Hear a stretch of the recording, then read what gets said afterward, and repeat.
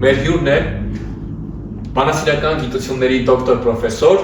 Հայաստանի Հանրապետության արվեստի վաստակավոր գործիչ, գրականության նվիրյալ Դավիթ Գասպարյանը։ Բարև ձեզ, պարոն Գասպարյան։ Շնորհակալ եմ իմ հրավերը չմերժելու համար եւ կարծում եմ միասին կունենանք հետաքրքիր զրույց, որը օգտակար կլինի նաեւ երիտասարդ ստեղծագործողներին։ Այսօրվա համար նախապատրաստել եմ հարցեր, պարոն Գասպարյան, եւ որի շուրջ կծավալենք մեր զրույցը։ Սկսենք։ Առաջին հարցը. Կարդում եք ժամանակակից գրականություն եւ եթե կարդում եք, ինչպիսի սխալներ կան, որ նկատում եք ժամանակակից գրականության մեջ։ Դա մի առանձին քննարկման նյութ է։ Այն վերջերս Սաքաձորում եղավ երիտասարդ գրողների ինչին ասում, ստեղծագործությունների քննարկում։ Այդտեղ գնացել են ավագ գրողներ, ովքեր երիտասարդ գրողներին խորհուրդ են տալիս։ Նախ ես ինքս չեմ հավանում այդ ավագ գրողների արած դրածը, ելուր մնաց նրանց խորհուրդը երիտասարդ գրողներին։ Նրանց խորհուրդները այդ երիտասարդներին մենք փչացնել կարող են, շեղել, դարձնել իրենց նման, կրկնող, ենթակա երիտասարդ գրողի առաջին թռիչքուղին, առաջին ազդակը հայ եւ համաշխարհային դասական գրականությունն է, նաև ժամանակակից գրականություն։ Պիտի լավ կարդան, լավ յուրացնեն եւ այդ չափանիշներով փորձեն գրականությանը մոտենալ։ Ոչ թե տանը նստած այսպես գյուլաստատի հետաքրքրներով սնված փորձեն գրականություն ստեղծել չէ։ Ժամանակակից գրականությունը շատ մեծ պահանջներ ունի եւ գործ ունի ամենազարգացած մարդու հետ։ Ամենազարգացած մարդուն դու պիտի ասես կարևոր բաներ, հոգու գաղտնիքներ, կյանքի ճշմարտություններ, կարող ես ասել, ասա, եւ քեզ կկարդան։ Չես կարող ասել, լռիր, գնա շուկայում կաղապ ծախիր, գնորդներ կունենաս։ Շատ լավ, շատ բարի։ Վերջին ժամանակներից եկել եմ այն համոզման, որ այսօր գրականության մեջ ստեղծված ամենաթողության գլխավոր պատճառներից մեկը թերևս գրաքննադատության պակասն է։ Ինչ կասեք այս արդի։ Ուրեմն գրաքննադատությունը երբեք չի պակասել։ Գրաքննադատությունը միշտ իր տեղում է եղել։ Բայց յուրաքանչյուր գրող, իսկ գրողների միության անդամների թիվը 500-ից ավել է, ուզում է, որ իրենցով զբաղվեն, իրենց լավ ու վատը գնահատեն։ Գրականագետը, լուրջ գրականագետը նաև քննադատ է եւ ունի իր չափանիշները։ Եվ պետք չէ գործի մասին խոսելու համար ծովի մասին դատողություններ անել։ Գործինը ճայիչն է, գետիկն է, գետարն է, փոքրիկ տեղերն է։ Մենք շատ ենք խլվել փոքրի մեջ, ճայիչի մեջ։ Գրական ասպարեզ են մտել տնային տնտեսուհիներ, որոնք առաջ բանկայ են փակում, լավ մուրաբաններ են lepում, չիրուչամիջ են սարքում։ Հիմա այդ գործը թողել գրքեր են գրում, գրքեր են տպագրում եւ ուզում են, որ իրենց գրքերի մասին գրախոսություններ գրվեն, հանդեսներ ու շնորհանդեսներ արվեն։ Ասեմ քեզ այդ հակագրական ցանկությունը բավարարողներ կան։ Դրանք հանդես են գալիս քննադատության անունով, բայց դրանք քննադատ չեն, նրանք պարզապես ծափահարող են, նրանք պարզապես այսպես ուզում են լավ բան ասել, լավ բաներ, գրականությունը չի սիրում լավ ու վատ բաներ, գրականությունը սիրում է ճիշտ բաներ։ Բայց այսօր չկա պակասը գրաքննադատության։ Գրաքննադատության պակասը միշտ էլ ասվել է, խոսվել է եւ թվացել է թե կա, չէ, չկա։ Գրականագետներն էլ իրենց տեղում են եւ իրենց վաստակն են ստեղծում, իրենց գրքերն են գրում։ Նրանք պարապ չեն, որ տնեն առավոտից իրիկ ունեն նոր տպած առաջին թոթվախոսներից մինչև վերջ կարդան։ Դրա համար կան սեկցիաներ, գրողների միությունում կան առանձին սեկցիաներով, որոնք զբաղվում են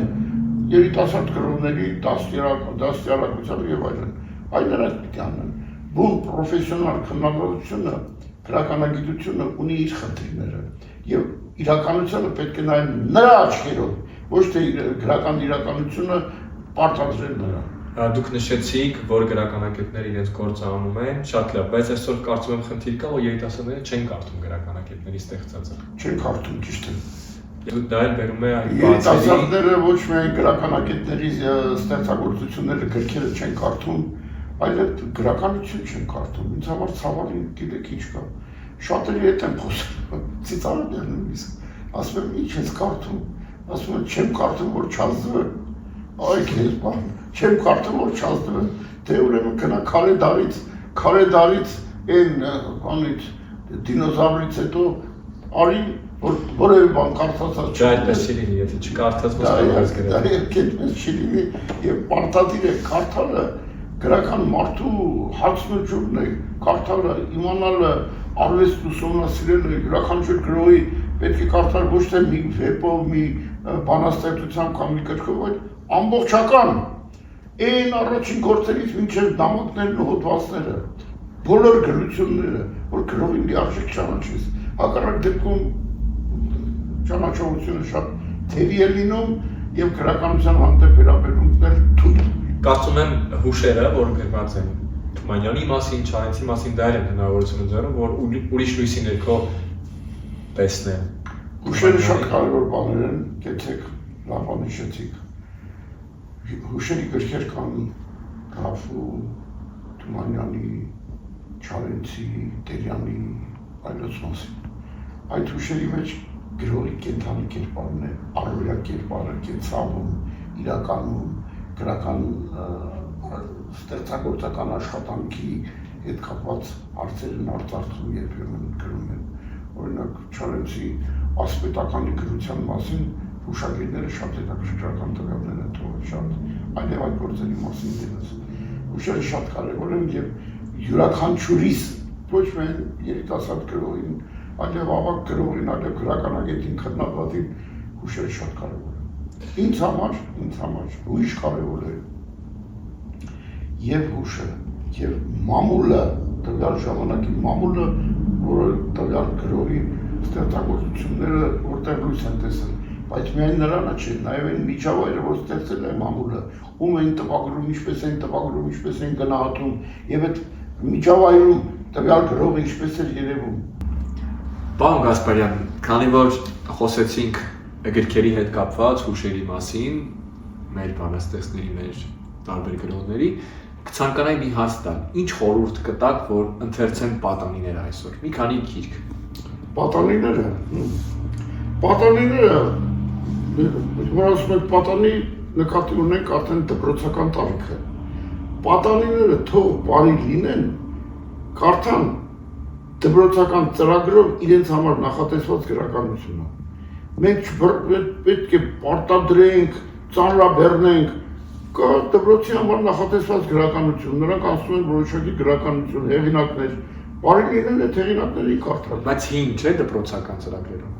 Հին ու նոր չկա, դպրոցական ծրագիրն ունի, յուրաքանչյուր դպրոցական ծրագիր ունի իր ցուցակները։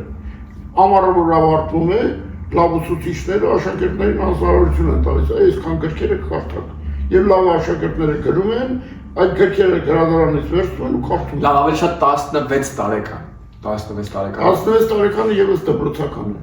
Մենք պիտի տարիքային հոգեբանությունից եւ տարիքային վիճակից էլ ելնենք։ 16 տարեկան տղան 10-րդ դասարանի աշակերտ է, 10-րդ, 6 տարեկանից են գնում։ 10-րդ դասարանում նրանք արդեն ասում են ոչ թե գրականություն, այլ հայ գրականություն եւ այդտեղ լուրջ հեղինակներ կան, որոնց պիտի կարդալ։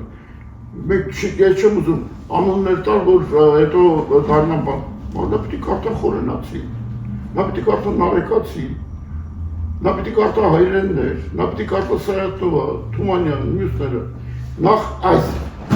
անհրաժեշտ հիմքը պետք է ապահովել, որից հետո ասել այս հեղինակներն են։ Բայց պարոն Գասպարյան, այսօր կա այդ հարցում մի խնդիր, որ երիտասարդները կարդում են այն գրքերը, որը ավելի շատ հանրայնացվում են, որը ավելի լավ գովազդ են անում։ Դե ավելի լավ գովազդ։ Բայց չի պարունակում այն կարևոր ուղերձները, որ կան ձեր նշած գրքերում բնականաբար։ Այն ավելի լավ գովազդ, քան դասական գրականության գովազդն է, ավելի լավ ճանաչողություն, քան արդեն կանոններ թվարկեցի, Չարենցն է, Տերյանն է, Թումանյանն է, դրանք ցավոք կա այդ իրականությունը։ Դրանք պարզապես լավ չեն ուսուցանվում եւ լավ չեն ընթերցվում։ Շարունակենք, պարոն Գասպարյան, Որպես գրականագետ, ասացեք խնդրեմ, գրականության մասով, գրականագետի գերխնդիրը ո՞րն է։ Գրականագետի գերխնդիրը գրականության մասով գրականության լիարժեք բացահայտումն է եւ մատուցումը ժողովրդին։ Դա արվում է առանձին գրողների կյանքի եւ ժառանգության ուսումնասիրությամբ։ Դա արվում է որոշակի պատմական դարաշրջանի մանրակրկիտ ուսումնասիրությամբ։ Դրանք տարբեր ձևերով արվում են եւ ստեղծում են, ասենք, գրականության պատմություններ, մենագրություններ, հոդվածների ժողովածուներ, որոնցում փորձ է արվում ամբողջ գրականությունը վերլուծել ու ներկայացնել ընթերցողին։ Դա անհրաժեշտություն է, որովհետեւ ամեն ընթերցող չէ, որ կարող է խորքերը թափանցել եւ ամեն ինչ մանրամասն իմանալ, բայց գրականագետը պարտավոր է։ Շատ բարի։ Ինչ չեք անի որպես գրականագետ գրականության մեջ։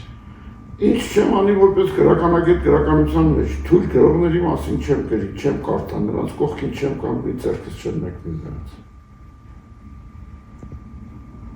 Շատ լավ, պարոն Կասպարյան։ Պարոն Կասպարյան, ձեր գրականագիտական ամենադժվար ձեռնարկը ո՞րն է եղել եւ որքան ժամանակում եք այն ստեղծել։ Եթե ուզում եք կարճ պատասխանեմ, իմ ամենամեծ ձեռնարկը եղել է 1922 թվական 2022 թվականին լույս տեսած Եղիշե Չարենցի կյանքը եւ ժամանակը գիրքը ծավալը 800 մեծադիր էջ, որը ըստ էության հանրագիտարան է, Չարենցի կյանքի ժամանակի եւ գործունեության հանրագիտարանն է։ Փաստեր են, սկզբնաղբյուրներ են, եւ եթե կյանք է հնարավորություն եղավ եւ ժամանակ եղավ, կուզեմ այդ գիրքը ել ավելի լրացված վերահրատարակել։ Շնորհակալություն շատ պատասխանի համար։ Մի քանի հարց էլ մնաց, պարոն Կասպարյան։ Ինչն է պատճառը, որ այսօր ժամանակակից ստեղծագործողները ինչ-որ անհասկանալի ձևով են գրում։ Ինչից է գալիս սա, անհամաչափ տող է։ Դա գալիս է նորի որոնման ցանկությունից։ Ուզում են նոր բան ասել, նոր ձևով ասել, փորձում են։ Այս փորձը պետք է այնպես անել, որ հետո չդառնա փորձանք եւ գլխացավանք, որովհետեւ երբ տպագրում են գրքով, արդեն դառնում է պատիժ։ Պիտի այդ ճանապարհը նաեւ անցնի ստեղծագործողը մինչեւ իր այսպես ասելիքը ճշտրտի եւ ասելիքի բովանդակությունը եւ ձևը։ Դա անցման ճանապարհ է։ Անցման ճանապարհ, հասկացա։ Եթե համաձայն եք, որ գրականության նպատակը հիմնականում եղել է կրթելը, ապա մարդիկ այսօր ինչու են դա մղել երկրորդ պլան։ Ուրեմն գրականության նպատակներից մեկն է եղել կրթելը։ Կրթելը, բարեկրթելը նպատակներից մեկն է եղել, դրա համար գրականությունը որպես առանձին առարկա, որը գրականությունը արվեստ է, անցնում են դպրոցներում, կրթություն է, կրթում է երեխաներին։ Բայց գրականության նպատակը կրթադաստիարակչական ոլորտով սահմանափակելը քիչ է։ Գրականությունը շատ աշխարհի հետ խոսելու ինքան ձևեր ունի, որը կարող է անհարիր լինել անգամ կրթական ոլորտին։ Կրթական ոլորտը կարող է այդպիսի գրականությանը թարցնել։ Այդպես պարականոն գրականություններ կա, հանճարի արտահայտման հազար մի ձևեր կան, ու հանճարը չի եկել օրորոցային երգի, որ բալիկն էլ քնի։ Հանճարը եկել է աշխարհի իր հարաբերությունները ճշտել։ Տիեզերական էլի կապը։ Տիեզերական։ Ըստ ձեզ գրողն ունի պարտականություն եւ եթե այո, որն է այն։ Գրողը ունի պարտականություն եւ այդ պարտականությունը մեկն է՝ լավ գրել, վերջ։ Շատ հակիրճ եւ շատ դիպուկ։ Եթե երիտասարդներից ոմանք ցանկանան զբաղվել գրականագիտությամբ, որպես գրականության նվիրյալ, 5 խորհուրդ։ Ուրեմն Չարենցի բանաստեղծություն, որը 7 խորհուրդ ապագա երգասաններին ասում է, վերջում ասում է, խորհուրդ չի ընդունում ապագայի երգը, եւ սա է իմ խորհուրդը 7-րդ։ Ուրեմն խորհուրդներ, եթե ասում ես, պիտի հիմնավորապես ճանաչեն հայ գրականություն, պատմականորեն, մանրամասնորեն, համաշխարհային գրականության գոնե կարևոր հիմքերն ու արժեքները։ Իրենց ընտրած թեման պետք է շատ հիմնավոր ուսումնասիրել, ոչ թե զբաղվել դեսիստեմից արտագրությամբ, այլ գնան իրենք հետազոտական աշխատանքով զբաղվել։ Հետազոտական աշխատանքը դժբախտաբար վերջերս շատ նվազել է, դրա որ արտադրությունները շատացել են, վերջերս էլ Վանաձորի թատրոնում ինձ հրավիրեցին Չարենց ներկայացմանը, նստել եմ Չարենց եմ նայում, ամբողջ իմ գրքերից հանած մենախոսություններ ու երկխոսություններ են, վերջում այնտեղ ուրիշ մարդիկ գլուխ են տալիս, որպես հեղինակ եւ այդտեղից անտեր։ Խնդրեմ։ Պարոն Գասպարյան, եկանք հասանք մեր վերջին երկու հարցերին։ Մեր հանդիպումներից մեկի ժամանակ դուք ինձ խորհուրդ տվեցիք, որպեսզի Գուրգեն Մահարու բոլոր հատորները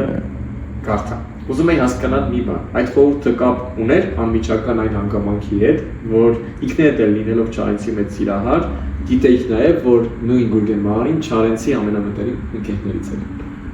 Ոչ միայն դա, խորհուրդ եմ տվել Գուրգեն Մահարին լրիվ կարդալ, ուրեմն այդ պահին խոսքը եղել է Գուրգեն Մահարու մասին։ Նույն կերպ հիմա խորհուրդ եմ տալիս կարդալ Աքսել Բակումցի 40 ժողովածուն, Թումանյանի 10 հատորյակը, 10 հատորյակը, կարդալ Չարենցի 6 հատորյակը, նոր հրատարակության հատորներն են գալիս, և այդպես մյուս գրողներ։ Իմ ուղերձը դա է։ Որպես Չարենցագետ հետևյալը կուզենայի հարցնել, եւ վերջերս կարդացի Չարենցի հուշագրություններից մեկ հատորյակ, այնտեղ ակնհայտ էր, որ Չարենցը հաճախ փորձել էր հերքել Տերյանին, Թումանյանին եւ մնացածին համարելով նրանց ոչն անցած էտապ։ Ճիշտ է, սրա հետ կապված նաև հետագայում Չարենցը զղջացել էր։ Կարելի է մտածել, որ այսօրվա ստեղծագործողները իբրև այդ գիծն են որոշել որդեգրել եւ դրա համար իրենք սկսում են ստեղծագործել իրենց չստացված տողերով։ Ժխտումը Չարենցի կյանքի մի փուլում էր 3-ի դեկլարացիայից մինչև ստանդարտ ծրագիրը, որը ընդգրկում է 1922-24 թվականները։ Չարենցի այդ տարիների ժխտումն անգամ իր մեջ ուներ հաստատում։ Նույն Հովհաննես Թումանյանին, նույն Վահան Տերյանին նա թեև ձևականորեն ժխտում էր, բայց ամենաթանկ սրտովանքով նամակ է հասցեագրել Թումանյանին 1923 թվականի հունվարին, որ Մոսկվայում բուժվում էր, շատ խոր տողերը։ Նույնը Տերյանի հասցեին, ցերեկը ամբյոններից ժխտում էր, երեկոյան Զանգվիթորում քեֆ էին անում, բաժակը վերցնում ասում էր Տերյանի կենացը։ Այնպես որ այս շփումները պայմանական են եւ պայմանավորված են նաեւ ժամանակի պահանջով։ Չարենցի ժամանակը ժխտումի ժամանակ էր։ Հեղափոխություն էր կատարվել, հեղափոխությունը անցյալը ժխտել էր, հիմա ուզում էին անցյալի այդ ժխտումը արտահայտել նաեւ արվեստի ձևերի միջոցով, Եվ շատերը մի ամբողջ հատորներ են մարդիկ գրել այդ ժխտման տրամաբանությունը բացահայտելու համար։ Չարենցը ոչ միայն ժխտող էր, այլև հաստատող, կերտող եւ իր ամբողջ ստեղծագործական ճանապարհը նա անցավ այսպես շատ արագ, դինամիկ, մեկը մի քայլից մյուսը եւ ամենևին հակասական չեղավ։ Մի գիծը միշտ շարունակեց մյուսի մեջ։ Այն ասում ենք ժխտման ժամանակաշրջան չէ, բայց այս շրջանի գեղարվեստական մտածողությունը, պատկերային առանձին ձևեր, անգամ տաղաչափությունը հետո արտնացավ ու համադրվեց ավանդական արժեքների հետ, ինչի ծնունդ է նրա գիրք ճանապարհի ժողովածուն, հատկապես տարբեր եւ խորհուրդներ շարքը։ Շատ լավ եւ շնորհակալ եմ շատ եւ պարոն Գասպարյան ամենավերջում մտածել եմ այսպես հետաքրքիր բան անենք։ Այստեղ, պարոն Գասպարյան, այստեղ տարբեր բանաստեղծների անուններն են։ Ընտրեք մեկը ընտրեք։ Ընտրություն։ Ահա, ո՞ւմ ինձ։ Վահան Տերյան։ Եկեք անդրադարձ կատարենք Վահան Տերյանին։ Վահան Տերյան, լավ է որ Վահան Տերյանի անունը հնչեց, որովհետև այս տարի լրանում է արդեն դեռացել է Վահան Տերյանի ծննդյան 140-ամյակը։ Ես այդ կապակցությամբ եմ պատրաստում նրա անտիպ նամակների մի ժողովածու, եւ կարծում եմ, որ կհասցնեմ մեր նոր գրականության սկիզբը հիմնադիրը Տերյանն է, նրան հաջորդող Չարենցով, Տերյան Չարենց այս գիծը այսօր կենթանի է եւ գործում է մեր գրականության մեջ լեզվով, գրականության լեզվով, պատկերային համակարգով եւ այն կոտակումով, ինչը Մովսես Խորենացու ժամանակներից հասնում է մինչև Խաչատուր Աբովյան, Աբովյանից մինչև Հովհաննես Թումանյան, Այդ ամենի շարունակողը եղավ Վահան Տերյանը որպես նոր գրականության դպրոցի հիմնադիր եւ որի շարունակողը եղավ արդեն Եղիշեչարից։ Պարոն Գասպարյան, անչափ շնորհակալ եմ, որ դուք ձեր թանկագին ժամանակից տրամադրեցիք եւ եղաք առաջին հյուրը, որպեսզի մեկնարկը տայինք մեր նախագծի գրականագիտությունը որպես զենք։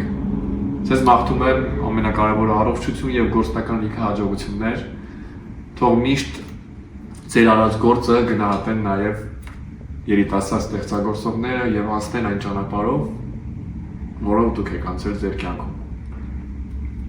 Շնորհակալություն հրավերի համար, խոսեցինք, բայց սրանք հարցեր են, որոնց շուրջ կարելի է ել ավելի երկար եւ ավելի հիմնավոր խոսել։ Առաջին բավարարում ենք այսքան։ Շնորհակալ եմ եւս մեկ անգամ, պարոն Գասպարյան։ Եվս մեկ անգամ ուզում եմ հիշեցնել, որ գրականագիտությունը որպես զենք նախագծի առաջին հյուրն էր բանասիրական գիտությունների դոկտոր պրոֆեսոր Հայաստանի Հանրապետության արվեստի վաստակավոր գործիչ Դավիթ Գասպարյանը։ Վստահ եմ, որ այս նախագծի հենց առաջին թողարկումը դիտելուց հետո շատ բաներ ձեզ համար կկարողանաք որպես օրինակ վերցնել։ Ինչպես նաև ուզում եմ շնորհակալություն հայտնել հատուկ Էրեբունու 11 գրադարանի տնօրեն Կրիստինա Թոմաղյանին եւ ողջ ազգակազմին, որ ինձ ընձեռեցին այս հնարավորությունը, որպեսզի իրենց մոտ կազմակերպենք իմ նախագծի առաջին թողարկումը։ Դե ինչ, այսքան։